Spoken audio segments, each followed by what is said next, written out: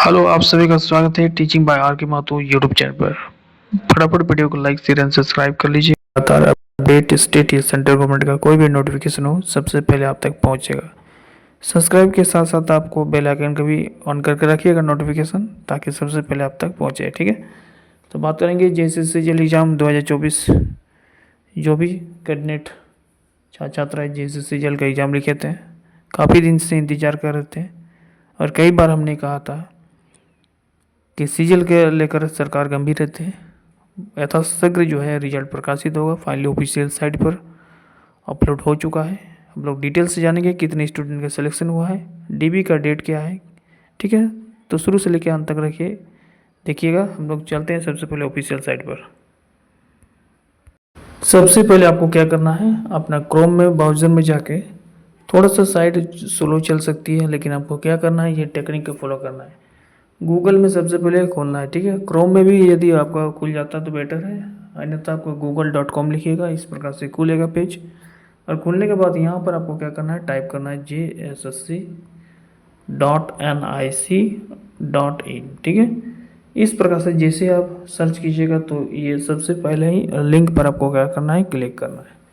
Click करने के बाद थोड़ा सा वेट करना है, क्योंकि सर्वर का थोड़ा सा अभी प्रॉब्लम हो सकती है, क्योंकि अभी रिसेंटली रिजल्ट जारी हुआ है। तो बाकी जितने जल्दी खोलेगा तो आप लोग इस प्रकार से देखिएगा। नीचे जैसे आइएगा, यहाँ पर जो है ऑफिशियल साइट पर हम आ चुके हैं और यहाँ पर आपको व्हाट्स न्यूज़ पर आपको जहाँ पर लिखा हुआ है व्यू ऑल। ठीक है, व्यू ऑल पर क्या करना है, आपको क्लिक कर देना है। जैसे इसको क्लिक करते हैं हम लोग तो इस प्रकार से आपको डिटेल्स इसका जो भी अभी अपलोड हुआ है उसको दिखाएगा। ठीक है, तो थोड़ा सा वेट कर लीजिए, तुरंत ही खुल जाएगा। ठीक है,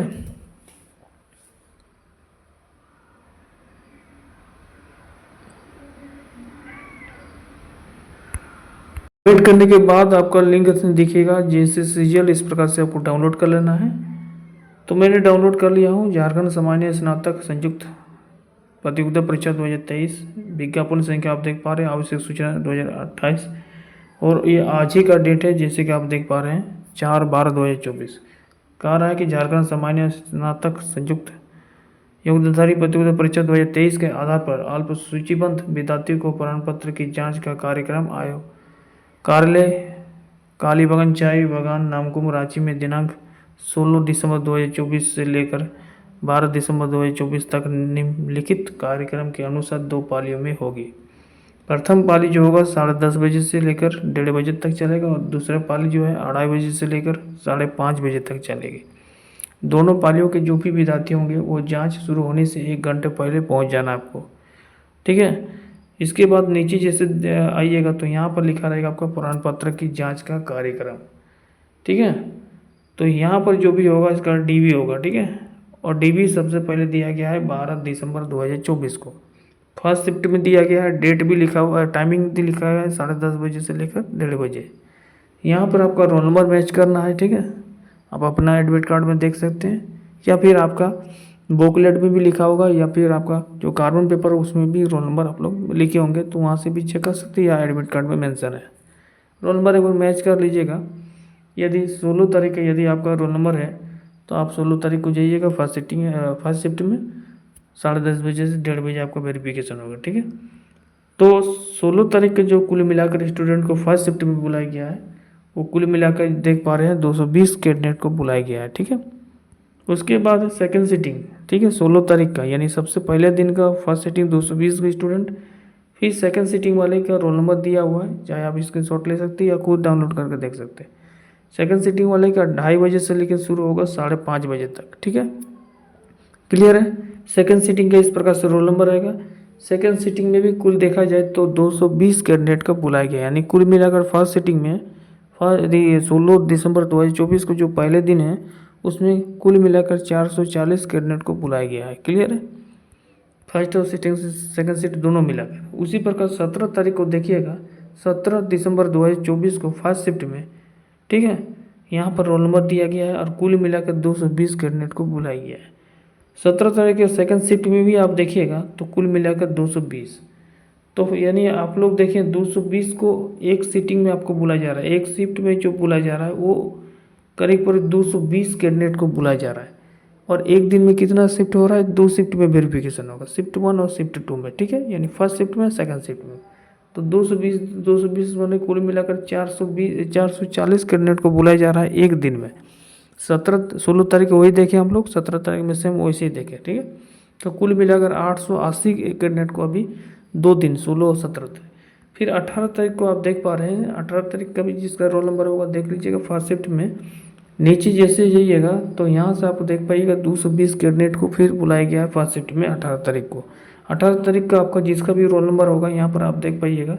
फिर जैसे इसको नीचे कीजिएगा 220 कैंडिडेट को फिर बुलाया गया, ठीक है। फिर 19 तारीख को हम लोग देखते हैं, तो इस प्रकार से आप देखिएगा तो 19 तारीख का भी 220 कैंडिडेट को फर्स्ट शिफ्ट में बुलाया गया है। और सेकंड शिफ्ट में भी यदि देखा जाए तो कुल मिलाकर 220 कैंडिडेट को ही बुलाया गया है।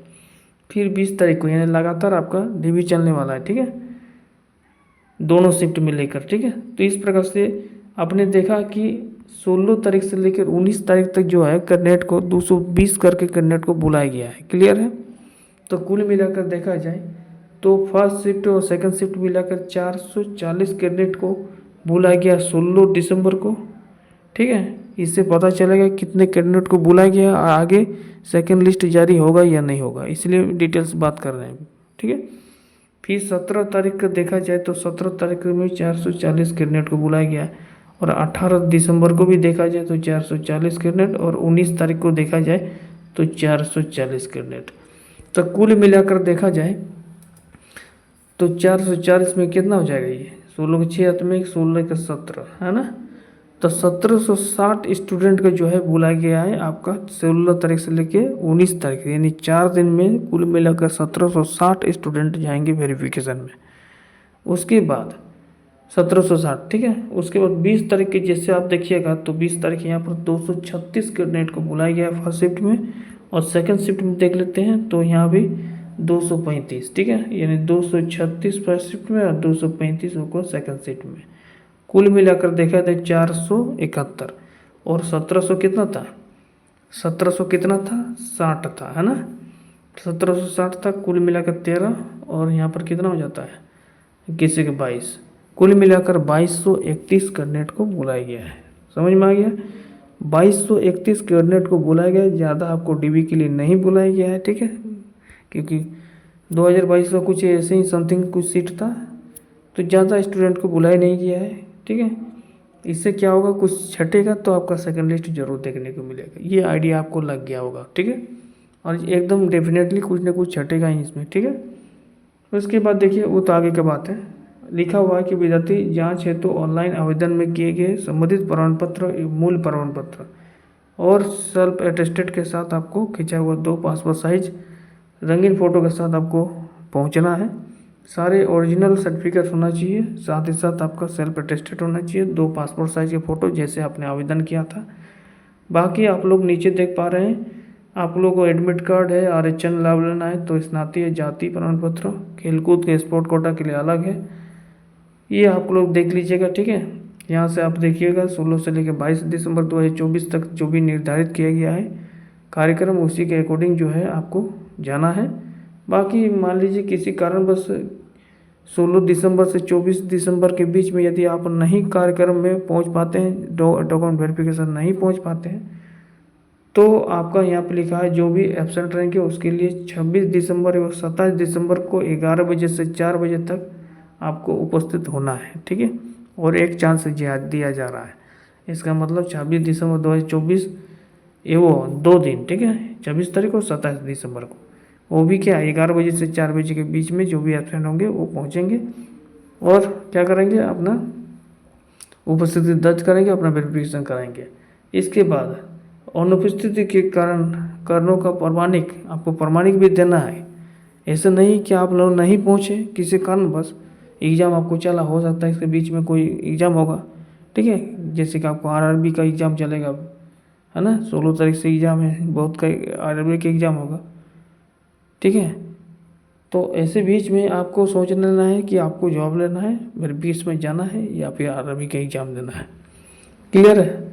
तो किसी कारणवश यदि आप लोग नहीं जा पाते हैं तो उसका कारण का प्रमाण पत्र देना पड़ेगा। साथ ही साथ यहाँ पर मेंशन किया हुआ है जांच में उपस्थित होना है। बाकी यदि अवसर और अतिरिक्त नहीं दिया जाएगा, यहाँ पर लिखा है अतिरिक्त कोई भी अन्य अवसर नहीं दिया जाएगा, यानी किसी प्रकार से उपस्थित नहीं होते हैं 16 से 20 तारीख के बीच में, तो 26 और 27 तारीख का उपस्थित होकर डॉक्यूमेंट वेरिफिकेशन करवा सकते हैं। बाकी आपको एक्स्ट्रा कोई टाइम टेबल नहीं दिया जाएगा। बाकी इसको डिटेल्स आप लोग थोड़ा सा देख लीजिएगा। डिटेल्स क्या देखना है, इसमें जो भी रिक्त रह किया है उसको अंकित आपका अनुक्रमण के अनुसार भिन्न आवश्यकता अनुसार अन्य विद्यार्थी को भी प्रमाण पत्र की जाँच हेतु आवेदित किया गया है। इसका मतलब ये नहीं होता है जितना वैकेंसी था उतनी ही बुलाया गया है, कुछ एक्स्ट्रा कैंडिडेट को भी आपको प्रमाण पत्र के लिए जांच के लिए बुलाया गया है, क्योंकि कुछ छटेगा। बाकी 2000 कुछ सीट था, तो आई थिंक 2200 कुछ कैंडिडेट को बुलाया गया है। तो इससे एक अंदाज़ा हो गया है कि कुछ स्टूडेंट छटेगा तो उसमें से होगा, ठीक है।